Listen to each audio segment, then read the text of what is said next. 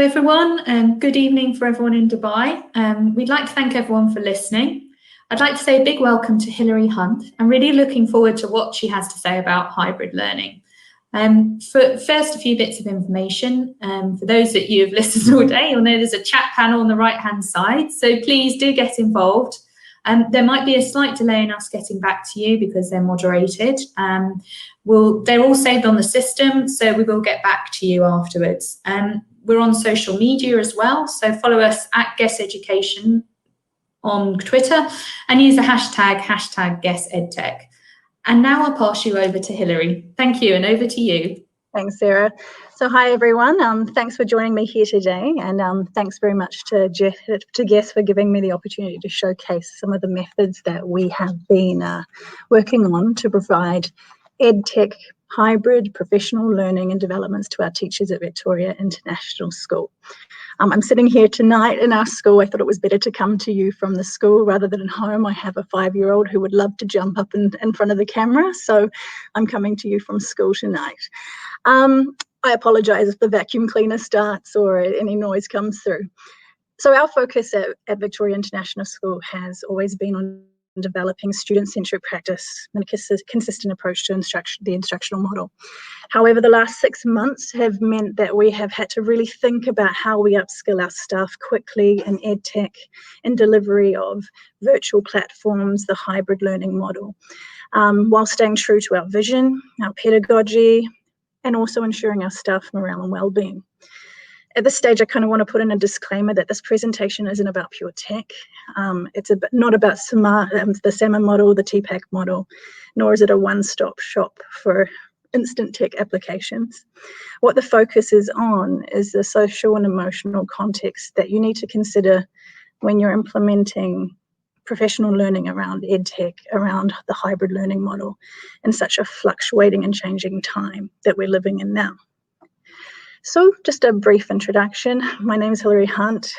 I'm Senior Lead Teaching and Learning at Victorian International School in Sharjah. I'm a Kiwi from New Zealand, and I've been living and working in the UAE for 5 years. Previous to the UAE, working in New Zealand, France, New Caledonia, and Taiwan. But in New Zealand, among other roles, I was part of our Ministry of Education's Community of Schools cluster that worked on implementing e-learning in schools and providing a key framework for schools to assess themselves on. So consequently, I've trained a lot of teachers in how to blend tech with their content and pedagogy, and find that that's now my principal focus here at VIS, understandably. So whilst I'm showcasing VIS initiatives, there are a few things that I'll talk about that are based upon my own personal reflections as well. Much of what I'm presenting today is from the secondary perspective, as I've been working primarily with middle school and senior school teachers in the last 6 months, alongside our head of secondary, Jim Stearns. We have an amazing primary team, SLT team led by Dan O'Reilly, and we also have a great digital technology coach. You might know him as Mr. Digitech Sabi if you follow him on Twitter. So primary has allowed me to really put my focus into the secondary model at the moment. So let's get started. What I'm about to talk about is the key 6 steps that I believe you need to work through in order to develop an EdTech professional learning cycle that emboldens educators to be adaptive and resilient to evidence-based change and innovation, particularly as we've moved into this hybrid context. Given we have 30 minutes and the nature of our medium today, I'm going to do a bit of a knowledge dump, which goes against step 4 that I'm going to talk to today in my list. I apologise in advance, and I hope that it's not too much overload. So what we've learned in the last 6 months is that change is not easy, and significant change follows a particular cycle that impacts heavily on teacher motivation and confidence. And I've never really encountered any other professional learning context that elicits more panic than when you're introducing and coaching educators through an EdTech initiative, be it using a digital tool or delivering teaching and learning through a new module. So in the past, I've encountered a variety of reasons why a teacher can't integrate EdTech into their practice. And At the heart of this, we know that actually what lies there is a fear of change, the fear of the unknown, and the fear of failure. We teachers are perfectionists, and if edtech's not intuitive, it can be a really hard sell to our colleagues. In March this year, all the excuses to not do it, though, went out the window. Teachers and students alike were in lockdown in their homes, and e-learning became the only means of teaching and communication here in the UAE. I would argue that the professional learning that teachers have done across the globe in the last 6 months has probably been the fastest and steepest learning curve that they've encountered in their careers. Teacher response to these challenges of teaching during a pandemic really follow this change cycle that you can see in the slide. But the stages that they hit are different depending on the individual. For myself, week 3, huge dip. I really felt that sense of loss and a bit of self-doubt.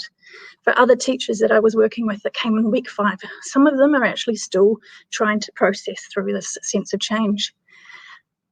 What was certain is that every teacher felt a sense of loss, not just at their physical environment, but also their comfort zone, as they had to change tried and true methods that worked for them in the classroom to fit the virtual classroom.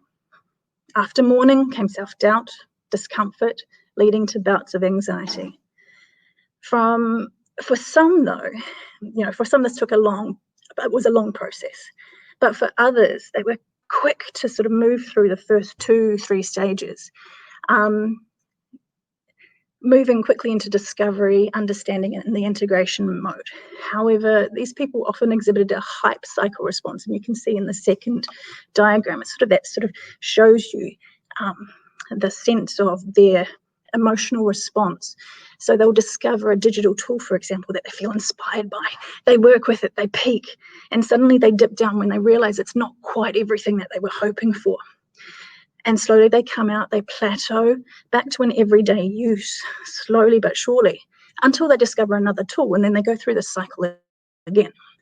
So you're dealing with people that are going through huge emotional change. And so delivering a professional learning model was hugely influenced by the way that people experience this change.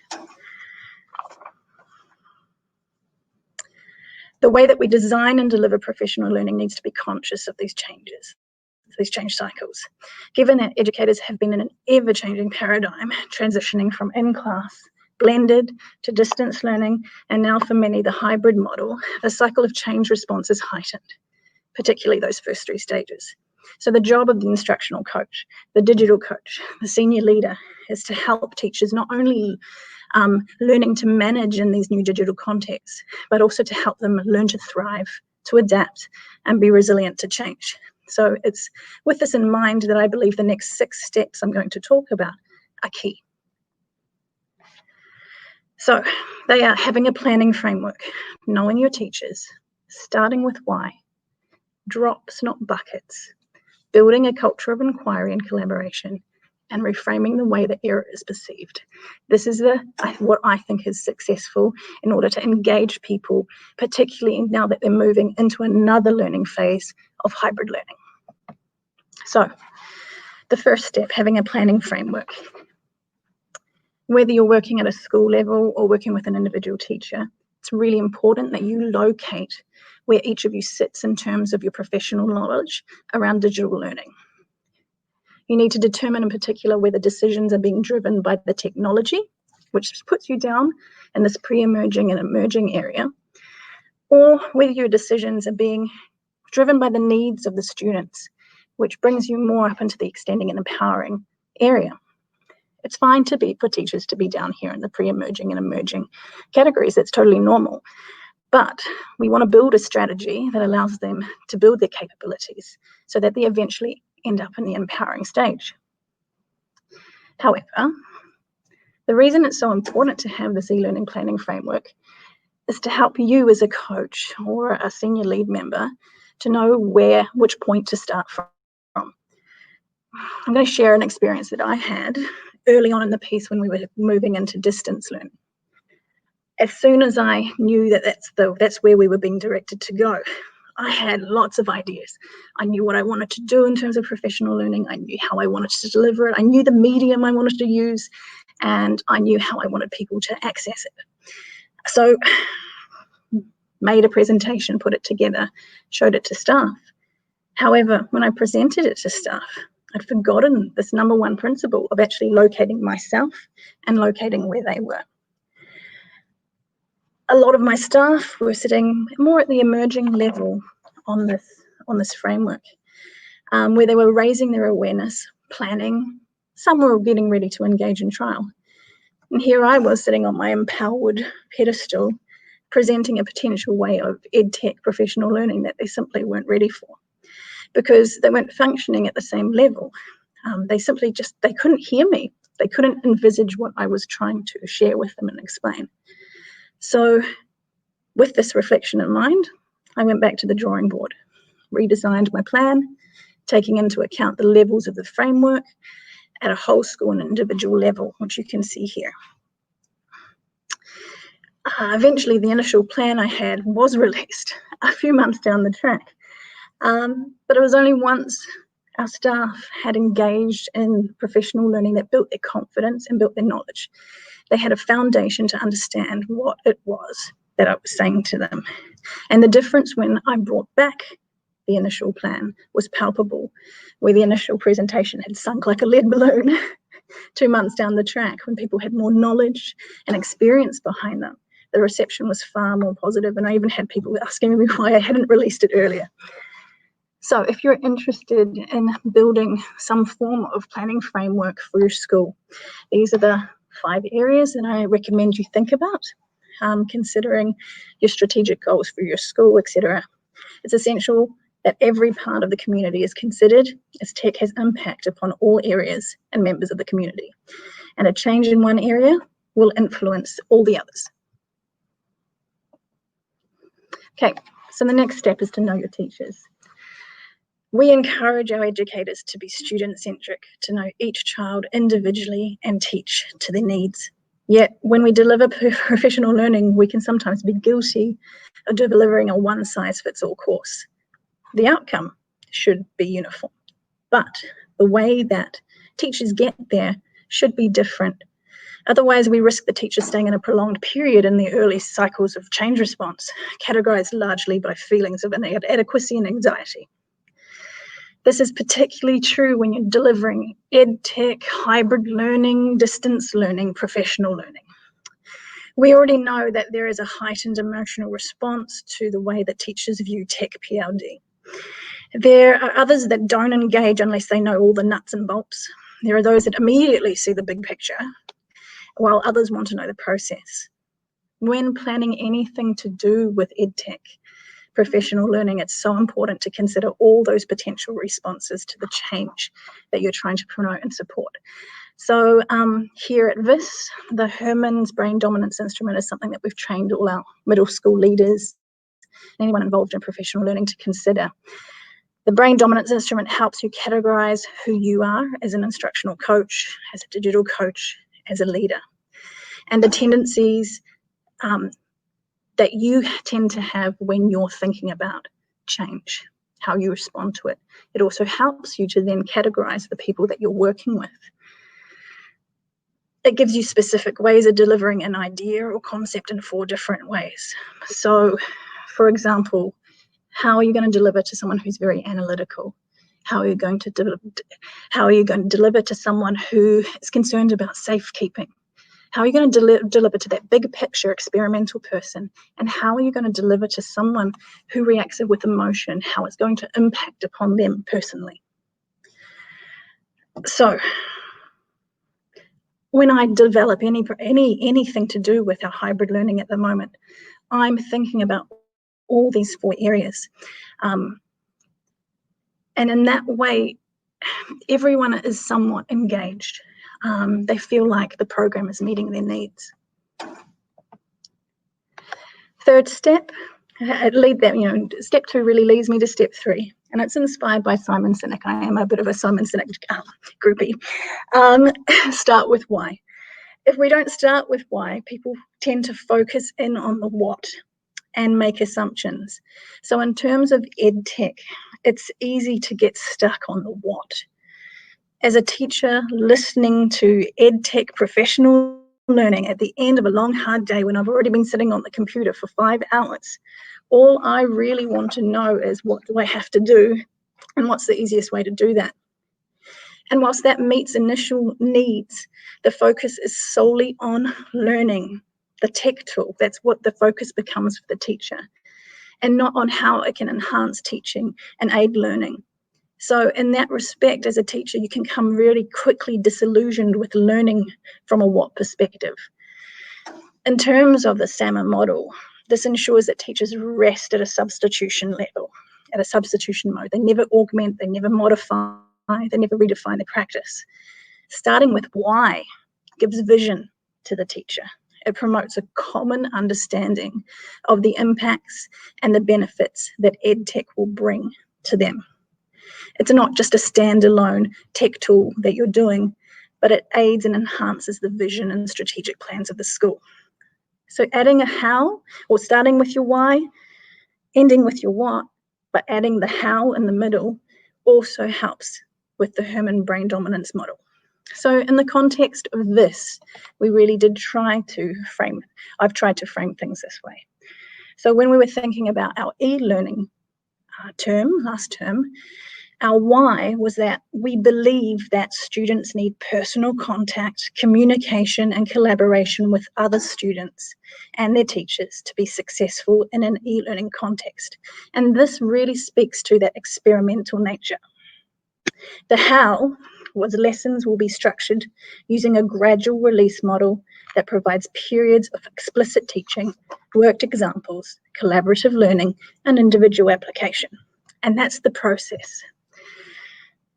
The what was that we were using Zoom for synchronous lessons, and we were using Edmodo for asynchronous learning and work submission, the nuts and bolts. Now that we've moved to hybrid learning, we've had to rethink our why. And so that now has become that our why for moving into a hybrid learning model is that we believe in giving equitable access to education, regardless of if you choose to come to school in person or stay online. Our how, is that our teachers will deliver their lessons in a hybrid model. And finally, our what is using OneNote, Class Notebook, and Zoom to teach your students. So when you present the fact that we're using OneNote, for example, to teachers, the fact that we started with the why, the equitable nature of using OneNote to address students in both contexts, both learning contexts, that was far more engaging. There was far more reason to engage in that professional learning than just saying, I want you to learn OneNote.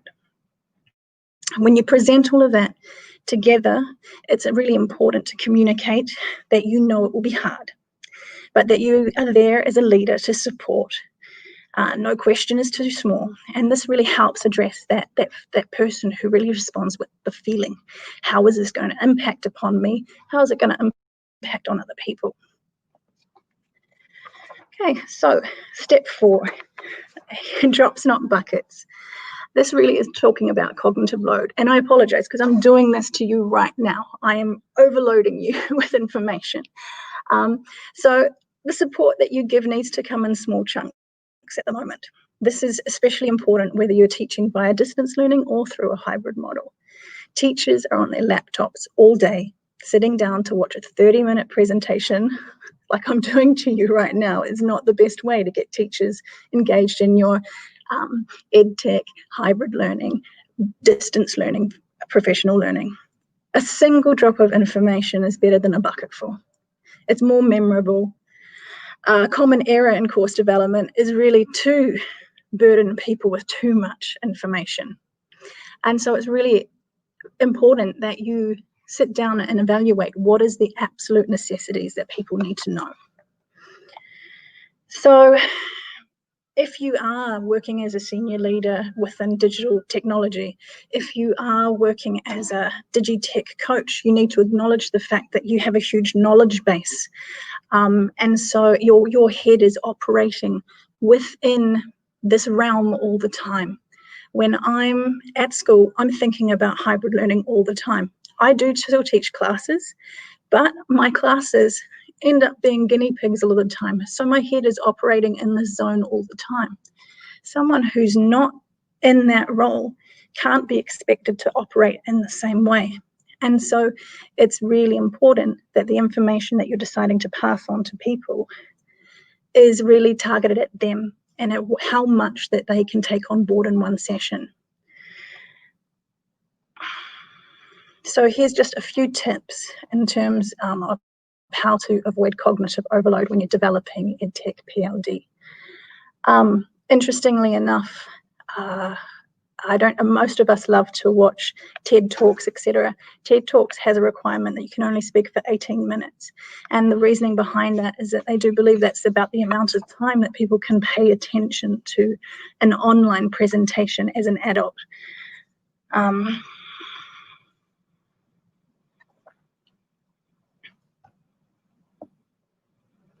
Right, so what did this look like in VIS during our e-learning?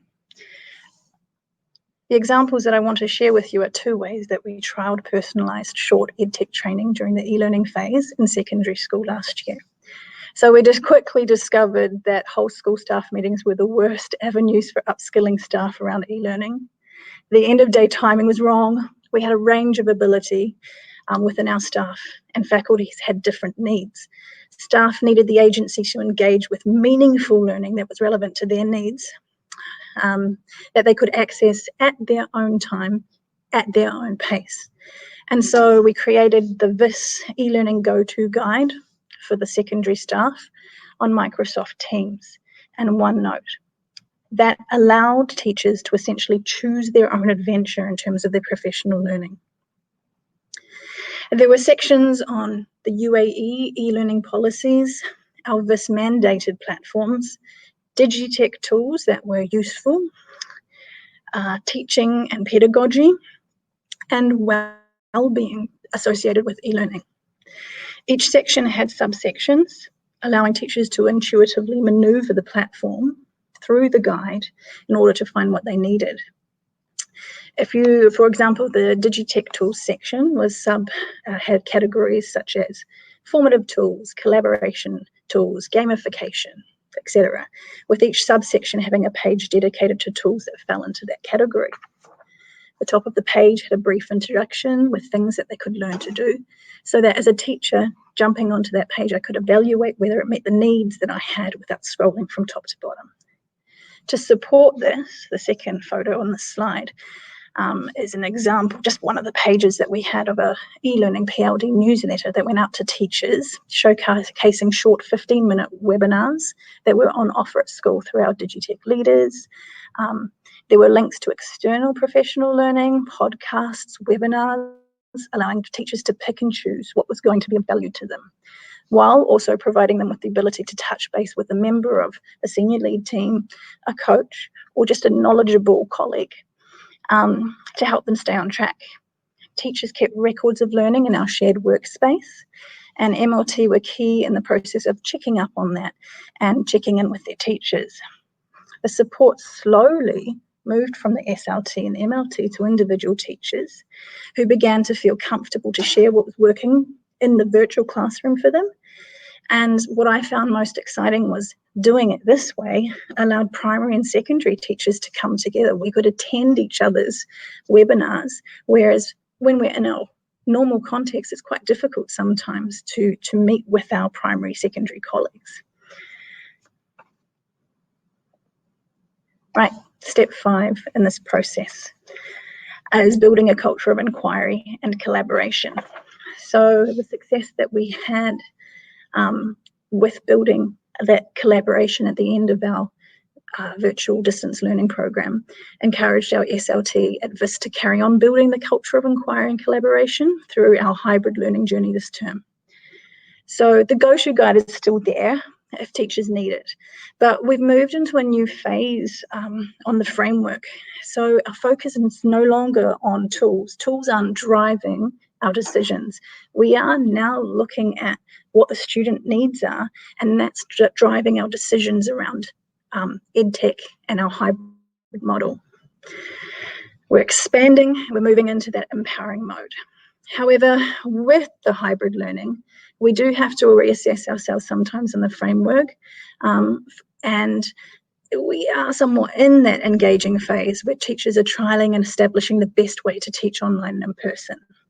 So we now have moved into a transformative model of professional learning where staff plan, they structure and lead their own development far more through the PLC inquiry cycle, which is a key part of the Australian system for professional learning.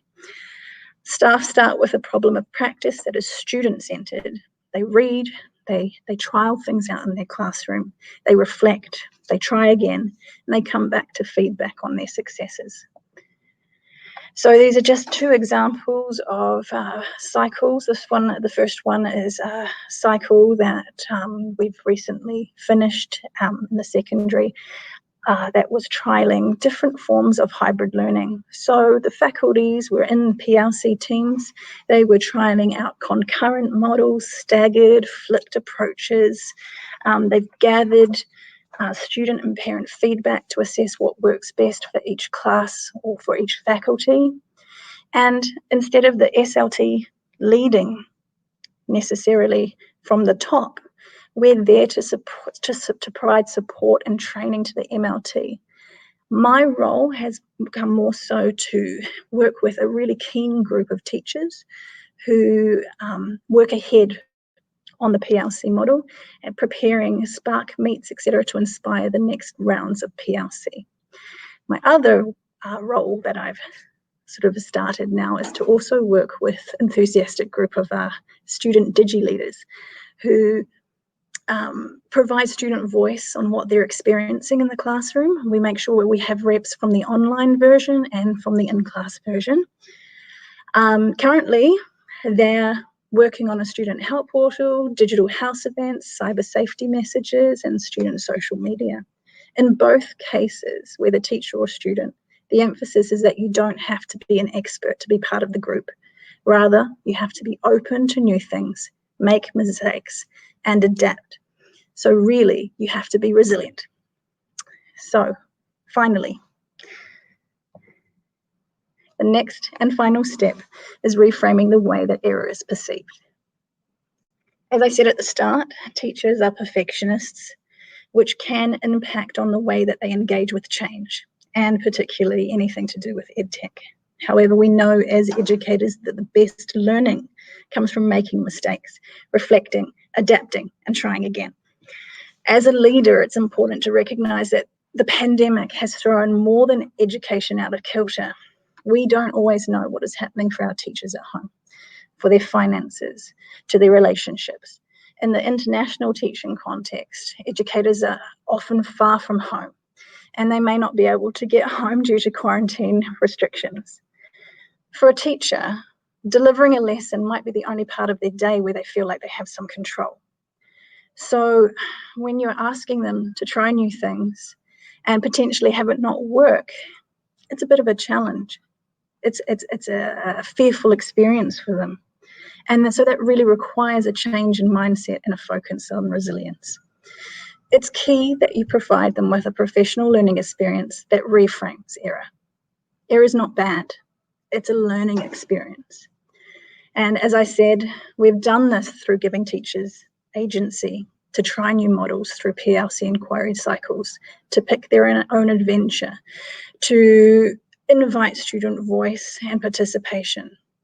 However, our next steps to really embolden our staff to enhance that collaboration and to lower the fear of error is to embed observation into our PLC cycles. Now, observation can often make people fearful because they associate it with the appraisal system, they associate it with judgment. By putting it into our PLC cycle, what we're trying to change is the idea that observation is a learning experience, that we learn from each other, that we share from each other. So the way that it will work in our inquiry cycle is that there'll be initial peer observation, observing a particular peer problem of practice, followed by discussion, research, trialing things out, adapting, planning next steps. The end of the inquiry cycle, we'll see observations, peer observations happen again with a focus on celebrating success. the one hindrance that I expect to encounter is that age-old argument around time. Now, this has been a discussion that we've embarked upon a little bit in the last few weeks with a couple members of MLT. The argument of time is often more a reflection of a teacher trying to embed all of this information that you're trying to get through to them. They are trying their best to do what you're asking them to, but they're also not they're not reflecting upon what they need to let go from what they were previously doing. Adapting doesn't just mean that we're moving on. It means that we're letting go as well. So if we're moving to a new norm, the old norm can't really coexist with the new norm. For myself, as a classroom teacher, that's really meant for me that I've put more emphasis on self-assessment and peer assessment in my classrooms. But that's also required me to have a huge mind shift in terms of giving the reins across to my students and trust that they're going to do the job that I want them to do. And so that's a huge ask of teachers to hand over something like that and relinquish control a little bit. So our job as a senior lead member or as a digital coach or as an instructional coach is to really talk to our teachers and talk them through this and show them how tech can in fact allow them to let go a little bit of their old processes. So I've included in this slide just an example. This is our current peer observation template. It's very simple, and it really is deliberately like that to stop judgment from happening. What we're looking for is a positive way forward. It frees up the teacher to try new things if the judgment feeling is removed. The first page is filled out by the teacher, and they indicate what they would like to be observed on and what the focus should be of the person, of the peer coming in and observing them. The second page is completed by their peer during the observation. They note down what they hear, what they see in the teacher, in the students. They note down the equipment, the resources, the ed tech that they're seeing and hearing. And then the feedback is delivered in a positive form at the bottom. It's in the shape of what the observer themselves learned from watching the lesson, the questions that they have for the teacher, having watched the lesson, what they want the teacher to think about, next steps, with some positive constructive feedback. So I guess my final thoughts, and I hope I haven't rushed through this for you. The COVID pandemic has really seen a shift in the way that we need to develop our teachers, whether face-to-face, virtual or hybrid. Teachers need to be resilient and adaptive to the ever-changing environment that they're in. So I put in the way that ISTE views what a teacher using digital pedagogy. What do they look like? ISTE is the International Society for Technology Education, and I am putting a little bit of a plug in for their amazing professional opportunities. I know from me myself, I've certainly benefited from going to their courses. Within their teaching environment, a teacher should be a learner, a leader, a citizen, a collaborator, a designer, a facilitator, and an analyst. However, teachers can't transition into these new roles with a firm outline of how they're going to get there. So the plan needs to show vision. It needs to emphasize curiosity and courage, promote values of trust and empathy. And at the heart of this lies the leadership and the way that they lead change. So I hope that the steps that I've shared today allow you to reflect upon the change that you are either leading or facing in your schools at the moment regarding the place of EdTech, regarding virtual learning, regarding how you implement hybrid learning. And I hope that you can look at it through resilient eyes. Thanks for listening. Thank you so much, Hilary. That was really interesting, and there were some great case studies and examples there, I'm sure, for the audience. And we've had people saying how good it was. Feel free to connect with Hilary through the event platform if you've got any further questions. Once this finishes, you'll be redirected to a short survey, so do tell us what you thought. Thank you again for listening, and our next session is coming up in 15 minutes. We've got a panel coming up about what's next for VR in education. So thank you and take care.